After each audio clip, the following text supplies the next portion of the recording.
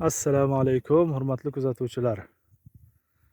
Navbatdagi videomiz Poymard. Mard insonning qadamlari yetgan joy. Mard inson deganda bu yerdagi mahalliy xalqning e'tiqodida, tushunchasida meros olib ota-bobolaridan o'rganib kelgan ma'lumotiga ko'ra Ali radhiyallohu anhuning kelganligini e'tiqod qilishar ekanlar. Ana yana bir tushunchasi bor. Masalan, tabaqat va rijal degan ilmiga ko'ra, mard insoni rijal, rajul kalimasiga to'g'ri keladi, forscha kalima bo'lib. Ya'ni Allohning yo'lida xizmat qilib yurgan mard insonlar kelib yashab o'tganligiga alomat qiladigan, ishorat qiladigan joy. Mana shu kichkina qishloq, Poymard qishloq deyarli tarixiy qishloq. Necha asrlar oldinga ketganligini mening ma'lumotim yo'q. Hozir yoshi 80 dan oshib qolgan bir inson bilan shu yerda suhbat qildik. Shu yerda tug'ilib, shu yerda o'sgan va ba'zi qissalarni gapirib berdi. Ular ham ota-bobolaridan eshitib kelgan. Mana shu biz hozir toshning tepasida turibmiz. Shu toshning ostida bir kichkina g'or bor. G'orning ham ichki tarafidan ko'rsatamiz hozir. Shu g'orda SSSR bosib kelgan paytda ahli ilmlar ilmini yashirib, dinini yashirib yashayotgan bir paytlarda kitoblarini mana shu g'orning ichiga yashirganligini aytib qoldilar. Biz kichkinalik paytlarimizda deydi, mana shu yerda kitoblar yashiruvli turar edi. G'orning ichida kitoblar bor edi deydi. Hozir yo'qolib ketdi, shu kitoblar qayoqqa ketdi bilmaymiz deydi. Allohu alam, muzeylarga asta-asta olingan bo'lishi mumkin. Chunki eski kitobni hech kim oyoq osti qilmaydi, aparib eski buyum olarak sotish bilan ovora bo'ladi. Ahli ilmlar buni albatta sotib olib, soyib chiqib muzeylarda qo'ygan bo'lishi ehtimoli kattaroq. Juda ajoyib, chiroyli qishloq. O'rtadan juda doimiy ravishda chashmalardan suvlar oqib qishloqni obod qilib turadi. Mana bu o'rtaga aylanasiga qancha soylar bor, shu soylarga xalqlar joylashgan ekan. Eski davrda masalan Jizzax shahriga hozir tushib, balanddan pastga tushib ketgan xalqlarning ham ancha katta qismi mana shu qishloqlardan ko'chib ketgan ekanda. Bu qishloq ham juda ham eskidan yashab kelingan joy va tarixiy joy, olimlar chiqargan joy. Hatto bu qishloqqa mana bu pastroqda Parpi ota maqomi bor ekan. Imom G'azzoliy rahimahullohning kelganini ham e'tiqod qilishar ekanlar bu yerda. Poymard qishlog'i juda ham barakatli qishloq, juda ham chiroyli, havosi toza. Bundan tashqari mana shu toshning ostida masjid bor. Masjidni ham ko'rsatamiz hozir. Masjid o'sha xalq tomonidan, shu mahalladagi peshvolar tomonidan harakat qilib, g'ayrat qilinib, ba'zi homiylar yordamida masjidni ham obod qilingan juda ham barakatli qishloq ekan. Mana bu toshning oldida tomonidan shu yerga endi kiramiz. Bu masjidning hovlisi, masjidga ketadi. Yangi qurilgan masjid. Shu mahalla ajoyib mehnat qilib obod qilgan ekanlar. Mana bu yoq g'orning ichi. Avvalo g'orning altidagi uydirma e'tiqodlarni aytaylik. Ya'ni bu so'zlar ham yaqin arada kelgan so'z emas ekan. Juda eskidan e'tiqod qilib kelingan joyi. Endi bor narsani aytamiz. Mana bu teshiklarda hammasida alohida bir narsa e'tiqod qiladilar. Yo turizmni qiziqtirishlik uchun yoki bo'lmasam eskidan qolgan so'zni mubolag'a qilib gapirish. Go'yoki mana bu panja izi ekan. Mana 5 panja mana shu teshikka solingan joy deydi. Mana esa mana bu tirsak. Tirsagini shu yerga suyib turganda botib ketgan degan tushuncha bo'ladi ekan. Ana shunga o'xshash e'tiqodlari bor ekan. Uni tepalikdagi kavak joylarda esa otning oxiri, otlarga shöyle ovqat beradi degan tushuncha ham bor ekan. Mayli.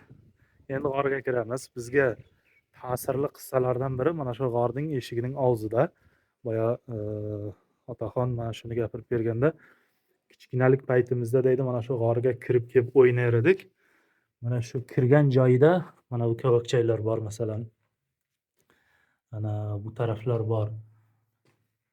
Kitob turar edi deydi. Otalarimiz kitoblarga teginmanglar der edi deydi. Ya'ni SSSRdan qochib turib insonlar kitoblarini uyida saqlashlikdan qo'rqqan odamlar mana shu g'orning ichiga kitoblarni olib kelib tashlar ekanda. Aytishlaricha balki mana shu yerdagi kitoblarda shu g'orning yoki bo'lmasa mana shu yerning muqaddas ekanligiga oid kimlar kelib yashagan haqidagi ma'lumotlar mumkin shu yerdagi kitoblarda bor bo'lsa degan tushunchada ekanlar. G'or bu yog'iga qarab bir 10 metrga kirib ketgan. Shu yergacha svet yoqib, sayohatchilar uchun tayyorgarlik juda yaxshi. Mana bu tarafga ham kichkina g'or ketgan. Shu yerda to'xtagan. Bunday tepaga ketadi endi. Tepaga qarab ketsa, ko'rshapalaklar bor. Tepa davom etib ketgan. Ana kichkina g'orlar. Allohu alam. Shu toshning ustidan chiqqan bo'lsa kerak, lekin buni ham yanada tushunchalari bor ekanki, uzoq qarab ketadi. Amir Temurning haligi kavlagan g'oridan borib chiqadi degan tushunchalari ham bor ekan. Alloh taolaning tabiati, Alloh taolo yaratgan maxluqlardan biri tog' tosh juda ham chiroyli shaklda bugungi kunda eng ozda kelib sayohatchilar uchun sayohat orqali pul ishlash uchun ham Alloh taolo bizga mana shu sharoitni yaratib bergan ekan.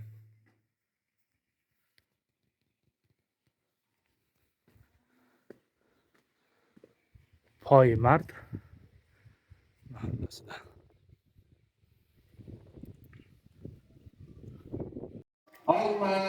Allahu akbar, Allahu akbar. La ilahe illallah.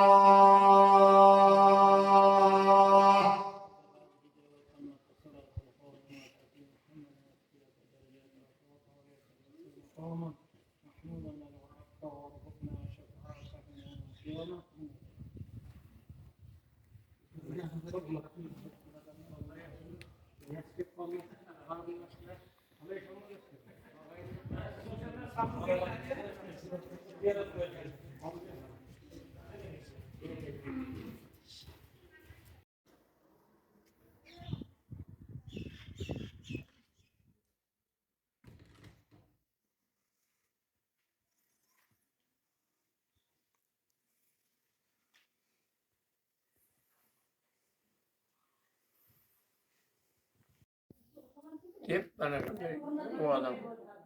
Dedim vallahi gidip babam uzbaydı. Şimdi onun nerede rahmetli tarihinde.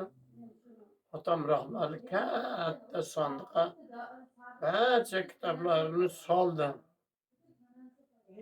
Taxlab soldi da keyin ustidan jovib somonxonamizning ichida bunday ko'paygan o'ra bor edi. Shu jangovi o'raning ichiga sandiq bilan kitob tashlab berdi. Ular ham o'zlarining jonidan qo'rqqandan qilgan endi. Ular mana kitobini topdik, ular ekan deb haligi Sibirga haydab yo'lmasa qamab, otib qilib beradi.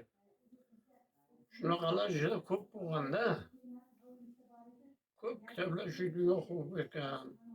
Hani endi hozir olimlar haligilar aytadiki, yo'q, bu yerga kelmagan deydi. Lekin bu tarixda otalarimiz aytadi, bu yerda Hazrati Ali kelgan, Hazrati Alining otini baylagan, otdan oxiri otdan toshlangan betida qarasam, mana shunday katta oxirida bolalarimiz chiqib o'ynardi o'xshagan, oxirgi o'xshagan chuqur joy bor edi. Dulduldan keyin haligi masjidning ostida dulduldan izi bor edi, otning tuyog'ining izi.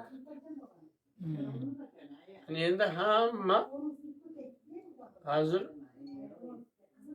buni eshitgan, ko'rgan odamlarning bari o'tib ketdi, faqat biz eshitgan biz qoldik endi. Endi bu yerdan bize ötüp geçse bu hakikaten yok narsa deydi de.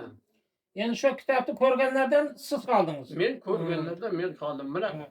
albattaning ustida ham bir shunday tosh bor. Shu vaqtida endi biz echki boqib boramiz bu yoqqa.